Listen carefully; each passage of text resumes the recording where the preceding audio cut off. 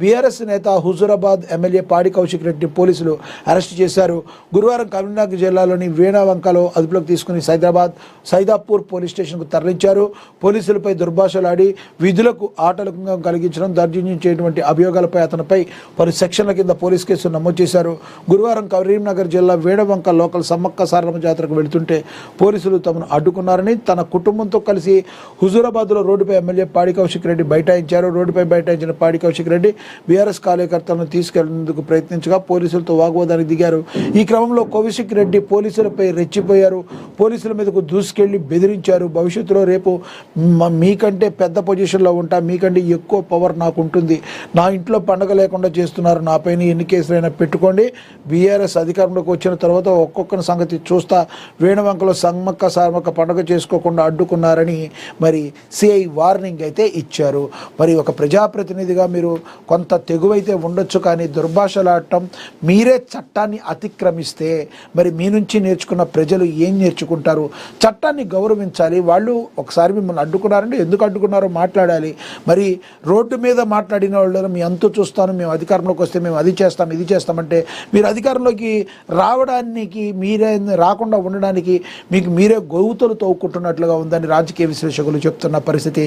పాడి కౌశిక్ రెడ్డి గారు మీరు సంయమనం పాటించకుండా ఈ రకంగా రెచ్చిపోయి సినిమా డైలాగుల మాదిరి చెప్తే ఏ రకంగా ఉంటుంది? ఇది కరెక్ట్ కాదు అని చెప్పి మరి రాజకీయ విశ్లేషకులు అయితే చెప్తున్నారు. పాడి కౌశిక్ రెడ్డి ఏదైతే ప్రవర్తిస్తున్న తీరు ఏ విధంగా ఉందో మీరు కింద కమెంట్ బాక్స్ రూపంలో కమెంట్ అయితే చేయండి. చరిత్ర సృష్టించిన వెండి తొలిసారి 4 లక్షల మార్కు దాటిన ధర రికార్డు స్థాయికి చేరుకున్న పసిరి ధర అని కూడా ప్రచురించారు.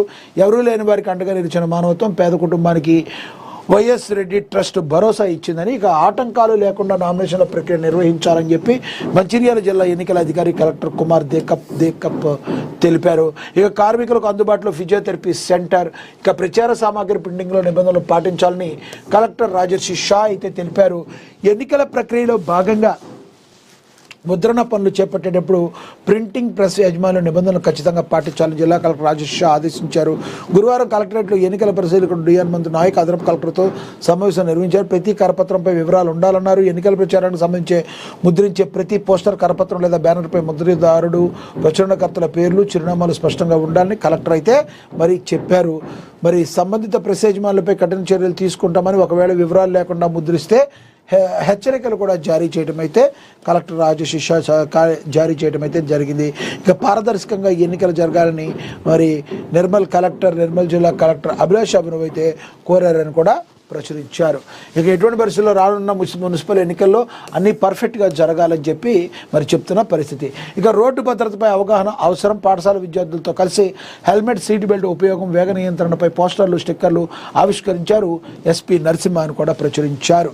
ఇక రేవంత్ సర్కార్పై కోమటిరెడ్డి బ్రదర్స్ ధ్వజం, శాఖలపై మంత్రి వెంకటరెడ్డి అసంతృప్తి, అభివృద్ధి నిధులపై రాజగోపాల్ రెడ్డి ఆగ్రహం, ముదిరిన హస్తం, అంతర్గత పోరు, నల్గొండ రాజకీయాల్లో కాక రాష్ట్ర పాలకాపక్షమైన కాంగ్రెస్ అంతర్గత విభేదాలు ఒక్కసారిగా రచ్చకెక్కాయి. ఉమ్మడి నల్గొండ జిల్లాకు చెందిన కోమటిరెడ్డి సోదరులు ముఖ్యమంత్రి రేవంత్ రెడ్డి లక్ష్యంగా చేసుకుని విమర్శనాస్త్రాలు సంధించడం ఇప్పుడు రాజకీయాల్లో పెను సంచలనంగా మారింది. నిన్నటి వరకు మౌనంగా ఉన్న ఈ సోదరులు ఇప్పుడు ఏకంగా ముఖ్యమంత్రి నేతృత్వంలోని శాఖల పనితీరును ప్రశ్నిస్తూ వార్ మోడ్లోకి వెళ్లడం పార్టీ శ్రేణుల్లో చర్చనీయాంశంగా మారింది. విద్యాశాఖపై మంత్రి వ్యాఖ్యల కలకలం, ముఖ్యమంత్రి రేవంత్ రెడ్డి ఉన్న విద్యాశాఖపై మంత్రి కోమటిరెడ్డి వెంకటరెడ్డి చేసిన వ్యాఖ్యలు సొంత పార్టీలోనే ప్రకంపనలు అయితే సృష్టిస్తున్నాయి. ఇటీవల ఓ బహిరంగ సభలో ఆయన మాట్లాడుతూ, నేను గనక విద్యాశాఖ మంత్రిని అయితే కార్పొరేట్ పాఠశాలన్నీ మూతపడేలా ప్రభుత్వ పాఠశాలని తీర్చిదిద్దేవాడిని వ్యాఖ్యానించారు. పరోక్షంగా సీఎం పరీక్షణలో ఉన్న శాఖ పనితీరుపై ఆయన అసంతృప్తి వ్యక్తం చేయడం రాజకీయంగా ప్రాధాన్యత సంతరించుకుంది. తనకు అప్పగించిన శాఖల కంటే విద్యాశాఖ పైన తనకు పట్టుందని చెప్పడం ద్వారా ముఖ్యమంత్రికి ఆయన నేరుగా సవాల్ విసిరినట్టు మరి కోమటిరెడ్డి వెంకటరెడ్డి ప్రవర్తించిన తీరు మరి కొంత ఆలోచించే విధంగా అయితే ఉంది. ఇక నిధుల నిలిపివేతపై రాజగోపాల్ రెడ్డి ఆగ్రహం. మరోవైపు మునుగోడు ఎమ్మెల్యే కోమటిరెడ్డి రాజగోపాల్ రెడ్డి తనదైన శైలిలో దూకుడు పెంచారు. తన నియోజకవర్గ అభివృద్ధికి ముఖ్యమంత్రి అడ్డుపడుతున్నారంటూ ఆయన బాహాటంగానే ఆరోపిస్తున్నారు. మునుగోడు నియోజకవర్గాలు రావాల్సిన బిల్లులను సీఎం కావాలని తొక్కుపెడుతున్నారని ఆయన మండిపడుతున్నారు. కోమటిరెడ్డి బ్రదర్స్ మరి ఈ రకంగా మరి వాళ్ళ యొక్క అక్కసునైతే వెళ్ళగక్కుతున్నారు.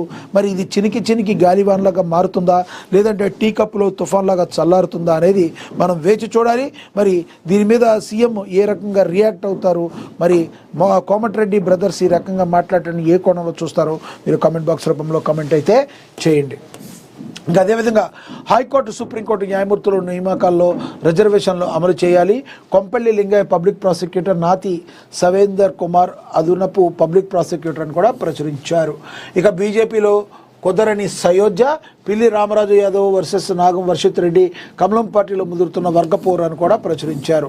ప్రతి దగ్గర కూడా అంతర్గత పోరు అయితే ప్రతి రాజకీయ పార్టీలో కామన్గా జరుగుతుంది. కానీ అది అతిపెద్దగా జరిగితే మాత్రం అది ఆయా పార్టీలకి తీరని నష్టం వాటిల్లే అవకాశం అయితే కనబడుతుంది.